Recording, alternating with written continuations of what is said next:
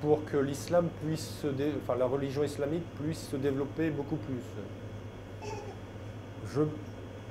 Je pense qu'il faut parler, comme je disais tout à l'heure, il faut parler de sa religion et il faut surtout montrer que nous sommes des exemples. Il ne suffit pas de parler, de dire on doit faire ci, on doit faire ça, et de ne pas le faire complètement et d'être vu. Non, il faut vraiment appliquer la religion comme on le dit dans le Coran et montrer l'exemple, surtout à ces personnes qu'on voit autour de nous qui disent qu'ils prient Dieu et Jésus et qui sont un peu énervés et un peu déroutés. Il faut qu'on montre que nous sommes les pieds bien sur terre et nous sommes en relation avec Allah, premièrement. Deuxièmement, je pense qu'il faut qu'il y ait des émissions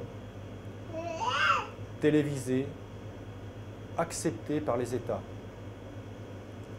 Quand on est en France, on dit il y a 200 ans, la France s'est battue pour avoir une liberté, une égalité et une fraternité. Ils n'ont jamais dit pour les Français, ils ont dit pour l'homme. La France est un pays d'accueil. Jusqu'à maintenant, ça a été un pays d'accueil. Donc ils ont accueilli. Mais maintenant, ils mettent des barrières. Ils vous disent, vous êtes chez nous, vous êtes accepté, vous êtes en pays libre. C'est faux. C'est faux, puisque souvent on interdit certains savants musulmans de venir en France à des conférences. Parce que ces gens-là de l'État en ont peur. Peur de quoi? Peur de passer un message et qu'il y ait des gens qui se convertissent, qui ne sont pas musulmans et qui deviennent musulmans. Ils ont peur de ça. Donc je pense qu'il devrait y avoir un travail qui se fasse plus là-dessus.